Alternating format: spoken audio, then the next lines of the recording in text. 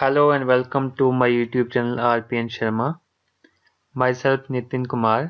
Hello friends, हम कर रहे थे सेकंड चैप्टर जिसका नाम था understanding past to look into future. ठीक है, तो इसके हमने 3 पार्ट कंप्लीट कर लिए थे। आज हम इसका 4th पार्ट करेंगे। 4th पार्ट में हमारे पास टॉपिक है सेकंड इंडस्ट्रियल रेवोल्यूशन। ठीक है, तो फर्स्ट इंडस्ट्रियल रेवोल्यूशन हमने खत्म कर लिया था। आज हम करेंगे सेकंड इंडस्ट्रियल रेवोल्यूशन के बारे में। ठीक है, तो सेकंड इंडस्ट्रियल रेवोल्यूशन हमारे पास क्या है हम देख लेते हैं। The period during the first industrial revolution saw the rise of industries mechanized by steam energy, the past-paced textile industry, evolving stages of metallurgy and metalworks। ठीक है, तो फर्स्ट इंडस्ट्रियल रेवोल्यूशन में हमारे पास क्या क्या हुआ हम देख लिए। जैसे स्टीम एनर्जी का इस्तेमाल हुआ, fast paced textile industry, evolving stages of metallurgy, ठीक है, मेटल वर्क्स। तो ये सारे फर्स्ट इंडस्ट्रियल रेवोल्यूशन में हमारे पास हुए।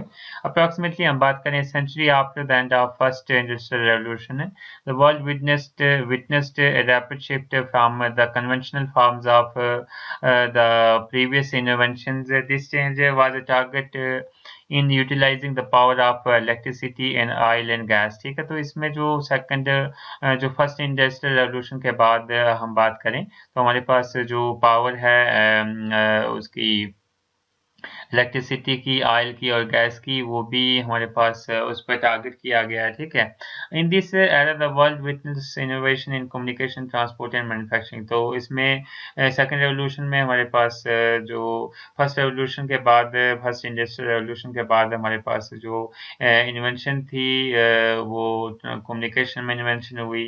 उसके बाद ट्रांसपोर्ट में और मैन्युफैक्चरिंग में काफ़ी सारी इन्वेंशन हुई। To start things off into the second revolution, the remarkable invention in the field of communication was made। तो कम्युनिकेशन में बहुत ही रिमार्केबल हमारे पास इन्वेंशन हुई। जैसे कि हम बात करें टेलीग्राम की इन्वेंशन हुई सेकंड रेवोल्यूशन में, सेकंड इंडस्ट्रियल रेवोल्यूशन में।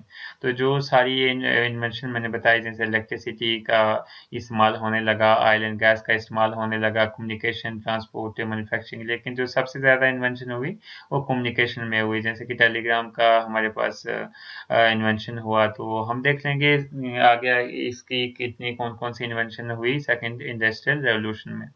ठीक है, इसमें हमारे पास टॉपिक है द इन्वेंशन ऑफ टेलीग्राम और मोर्से। ठीक है, तो जैसे कि हमने देख लिया कि कम्युनिकेशन में बहुत ही इन्वेंशन हुई, बहुत ही ज़्यादा इन्वेंशन हुई सेकंड रेवोल्यूशन में। तो इसमें हमारे पास हम बात करें टेलीग्राम की इन्वेंशन हुई एंड मोर्से की इन्वेंशन हुई। ठीक है, the telegram stands as the cornerstone of modern day communication system। ठीक है, it was invented by Samuel Morse in the 80s। 80s में सैमुअल मोर्से ने इसको इन्वेंट किया टेलीग्राम को। ठीक है, ये एक मतलब कम्युनिकेशन सिस्टम है टेलीग्राम, जिससे हम कम्युनिकेट कर सकते थे एक पर्सन से दूसरे पर्सन के बीच में। But the first working Telegram station come into operation only in 1844। 1844 में उसका जो टेलीग्राम स्टेशन जो था वो एग्जिस्टेंस में आया, उसका ऑपरेशन जो मतलब काम होने स्टार्ट हुआ। It is believed the Morse got the idea of using electricity for communicating during the conversion that took place while he was running from Europe in 1832 on a ship। ठीक है, तो मतलब उसमें उसमें क्या हुआ, उसने बिलीव किया कि उसके पास एक आइडिया आया इलेक्ट्रिसिटी को यूज़ करने का कम्युनिकेशन सिस्टम में। ठीक है, तो वो उसको आइडिया कब आया, जब वो यूरोप से रिटर्न हो रहा था, यूरोप से रिटर्न हो रहा था और अपनी शिप में था 1832 में। ठीक है, the passengers on the ship were discussing the recent invention of the electromagnetic by Michael Faraday. तो वो उसको कैसे ख्याल आया कि जो पैसेंजर थे शिप में वो डिस्कस कर रहे थे, रिसेंट इन्वेंशन के बारे में डिस्कस कर रहे थे, दैट मीन्स मैग्नेट के बारे में डिस्कस कर रहे थे माइकल फैराडे के साथ। तो उसको वो ख्याल आया इलेक्ट्रिसिटी के बारे में। And that is one Morse thought of sending a coded message over a wire. ठीक है, तो उस टाइम पे मोर्से ने सोचा कि वो कोडर मैसेज को सेंड करे एक वायर के थ्रू। ठीक है, These dots and dashes technology revolutionized the communication system and enabled people to communicate over distances. ठीक है, तो इस टेक्नोलॉजी ने बहुत हेल्प किया पीपल को डिस्टेंस कम्युनिकेशन में, कि आदमी जो था दूर से ही अपने जो मैसेज था वो भेज सकता था टेलीग्राम के थ्रू। ठीक है, नेक्स्ट हमारे पास जो इन्वेंशन थी ये इसकी सेकंड रेवोल्यूशन की, सेकंड इंडस्ट्रियल रेवोल्यूशन की, वो थी टेलीफोन। ठीक है, टेलीफोन बाय मियूकी। ठीक है, मियूकी ने ये टेलीफोन का जो भी था कंसेप्ट ये दिया था। Even the telegram proved as a means of long distance communication, तो मतलब लॉन्ग डिस्टेंस कम्युनिकेशन के लिए ही टेलीग्राम इंट्रोड्यूस हुआ था, लेकिन it was in no way means to share personal messages. What if a person standing considerable distance away from you could hear your voice in real time as you spoke. ठीक है, तो मतलब Telegram तो ऐसे था कि हम अपना मैसेज तो भेज सकते थे, डिस्टेंस कम्युनिकेशन कर सकते थे, मतलब एक जगह से दूसरी जगह हम कम्युनिकेट कर सकते थे, लेकिन हम वॉइस नहीं सुन सकते थे, रियल टाइम वॉइस नहीं सुन सकते थे पर्सन की। ठीक है, तो इसमें क्या हुआ, this is precisely what happened in the year 1877 में। क्या हुआ, Alexander Graham Bell, Alexander Graham Bell एक साइंटिस्ट था। ठीक है, अलेक्जेंडर ग्राहम बेल साइंटिस्ट था, टुक द पेटेंट, पेटेंट उसने लिया for a device called telephone. ठीक है, टेलीफोन के लिए एक पेटेंट अप्लाई किया। Yes, in A way he is forefather of today's smartphones that we use in a daily basis। मतलब हम बात करें ये एक फोर फादर है। ठीक है, फोर फादर है स्मार्टफोन्स का। अगर हम बात करें फोर फादर कौन है स्मार्टफोन्स का, वो है अलेक्जेंडर ग्राहम बेल। ठीक है, many believe that Alexander Graham Bell was the one who invented the telephone। मतलब बहुत सारे ये सोचते हैं कि जो अलेक्जेंडर ग्राहम बेल है वो एक इन्वेंटर है टेलीफोन का, but this was prove wrong. ठीक है, ये रॉन्ग प्रूव हुआ। The real credit for developing the phone goes to the mechanical genius named as Antonio Meucci. ठीक है, मतलब जो रियल पर्सन था, मतलब हमारे पास टेलीफोन का जो फादर था, रियल फादर जो था वो था Antonio Meucci. History held Graham for the invention but it was the blood sweat and tears of Meucci. तो मतलब हिस्ट्री बोलती है कि जो फोन की इन्वेंशन हुई थी, वो टेलीफोन की इन्वेंशन हुई थी, वो ग्राहम बेल ने की थी, लेकिन जो मेहनत लगी थी इन्वेंशन में, वो जो भी ब्लड या फिर स्वेट, मतलब जो भी मेहनत लगी थी वो लगी थी म्यूकी म्यूकी की, एंटोनियो म्यूकी की। That made the talk Telegram. ठीक है, उसने क्या बनाया था, टॉकिंग टेलीग्राम उसने बनाई थी, टॉकिंग टेलीग्राम उसने बनाई थी। Thus making Antonio Meucci the father of modern communication. ठीक है, तो जिससे कि जो एंटोनी म्योकी जो था वो हम कह सकते हैं कि वो फादर था मॉडर्न कम्युनिकेशन का। ठीक है, नेक्स्ट हमारे पास जो इन्वेंशन थी सेकंड इंडस्ट्रियल रेवोल्यूशन की, वो थी Edison quest to light up the world. ठीक है, मतलब जो एडिशन था थॉमस अल्वा एडिशन, तो उसने जो बल्ब का लाइट का जो इन्वेंशन किया था वो है हमारे पास। Again Edison was not the person behind the first light bulb, but he was the one to perfect the light bulb. ठीक है, तो मतलब इसमें भी जैसे हमने पीछे देखा कि जो ग्राहम बेल था वो भी असली जो इन्वेंटर था वो नहीं था उसके पीछे, लेकिन वो जो था उसको कहा जाता था father of Graham Bell, father of telephone. ठीक है, तो वैसे ही यहाँ पे एडिशन जो है उसने जो लाइट का जो हमें क्या बोलते हैं हम असली इन्वेंटर नहीं था। ठीक है, लेकिन उसने क्या किया था, परफेक्ट बनाया था लाइट बल्ब को। ठीक है, the bulb before addition's invention worn out pretty quickly, hence not viable for day-to-day use. The first patent from addition was filed on October 14, 1878। ठीक है, जो फर्स्ट पेटेंट फाइल किया था एडिशन ने उसके बारे में, जो बल्ब के बारे में, वो अक्टूबर 14 1878 में किया था। The patent was for the improvement of electric lights. तो वो पेटेंट किसके बारे में था?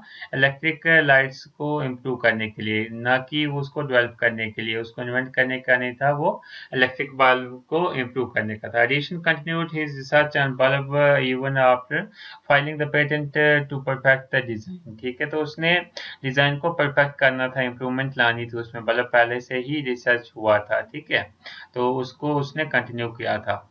Okay, it was in 1906 that the patent for bulb with tungsten-based filament was filed by Edison. तो उसके बाद 1906 में क्या हुआ? अगेन उसने एक पेटेंट फाइल किया बल्ब के बारे में, और उसके साथ साथ ही उसका जो फिलामेंट होता है, टंगस्टन फिलामेंट, वो उसने फाइल किया। Manufacturing of bulb brought about changes that were beyond imagination. People were able to light up their homes and work even at odd hours. It also accelerated the adoption of electricity. ठीक है, तो इससे क्या हुआ, जो उसने patent किया था उसमें वो सक्सेसफुल भी हुआ, और उसने क्या किया, उसने लोगों को एक पावर दे दी, लाइट दे दी। ठीक है, अपना एक्सपेरिमेंट कामयाब करके, और जिससे क्या हुआ कि जो पीपल थे वो एक्स्ट्रा आवर्स में काम कर सकते थे, जैसे नाइट में भी काम कर सकते थे, जिससे क्या हुआ कि जो भी प्रोसेस था वो एक्सेलरेट हो गया, और इलेक्ट्रिसिटी भी हमें मिल गई। ठीक है, नेक्स्ट जो इन्वेंशन थी सेकंड इंडस्ट्रियल रेवोल्यूशन की, वो थी फर्स्ट फ्लाइट। ठीक है, फर्स्ट फ्लाइट हम देख लेते हैं इसमें। There have been many attempts to sail on the skies in the mid 18 mid 80 में बहुत ही अटेम्प्ट्स हुई, बहुत ही मतलब ट्रायल हुई कि मतलब जो स्काई है, जो भी आसमान है, उसमें सैर की जाए, उसमें चला जाए। Most of them relied on wind energy to fly their dreams to the sky, but this method had a serious flaw as wind alone could not propel an aircraft weight। तो मतलब जो भी इन्वेंशन, जो भी हमारे पास है attempts हुई, तो उसमें उन्होंने सबने क्या किया कि फ्लाई करने के लिए उन्होंने खाली विंड एनर्जी का यूज़ करना चाहा। ठीक है, लेकिन विंड एनर्जी इतनी सफिशेंट नहीं होती कि उसमें हम फ्लाई कर सकें, आसमान में, स्काई में फ्लाई कर सकें। ठीक है, the Wright brothers, the Wright brothers, however, succeeded in solving this problem. The solution can be called a powered flight। ठीक है, तो मतलब जो रिट ब्रदर थे, राइट ब्रदर्स जो थे, उन्होंने इस प्रॉब्लम को सॉल्व किया। ठीक है, succeeded in solving the problem. The solution can be called a powered flight. ठीक है, उसका सॉल्यूशन क्या था, उन्होंने प्रॉब्लम को सॉल्व किया, और वो सॉल्यूशन क्या था, वो सॉल्यूशन था पावर्ड फ्लाइट बनाने का, मतलब उस फ्लाइट में उन्होंने पावर दे दी।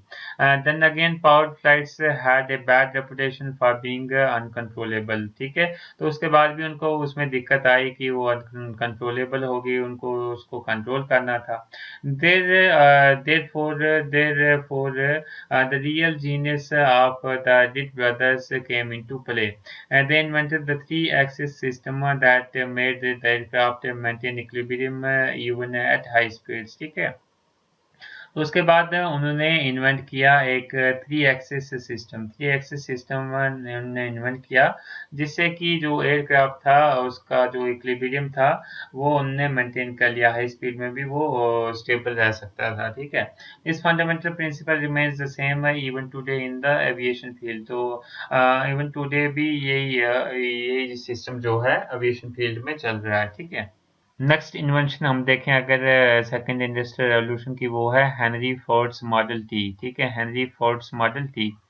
owning a car owning a car was a costly affair back in 90s। 19 में अगर हम कोई कार ओन करते थे, मतलब हमें कार ओन कोई करनी पड़ती थी, तो वो एक बहुत ही कॉस्टली काम था, which means that only the wealthiest would get the privilege of own one। ठीक है, जो बहुत ही पैसे वाले थे, बहुत ही ज़्यादा पैसे वाले थे, उन्हीं को ही वो प्रिविलेज मिलता था, मौका मिलता था कि वो अपनी कार ले सकें। But that soon changed with the introduction of model T. तो वो चेंज हो गया, जैसे कि मॉडल टी हमारे पास आया फोर्ड का, हेनरी फोर्ड का मॉडल टी आया, तो वो जो थी वेल्थिएस्ट पर्सन के पास ही कार होती थी, वो जो था चेंज हो गया पैटर्न। ठीक है। It was the invention of the legend Henry Ford. ठीक है, लीजेंड हेनरी फोर्ड था, उसकी इन्वेंशन थी। And the introduction of the assembly line was a reason why Model T was such a hit. This brought down the cost considerably and changed how Americans travel forever. ठीक है। तो मतलब ये travelling के लिए car जो थी introduce हुई थी, इसकी इन्वेंशन हुई थी।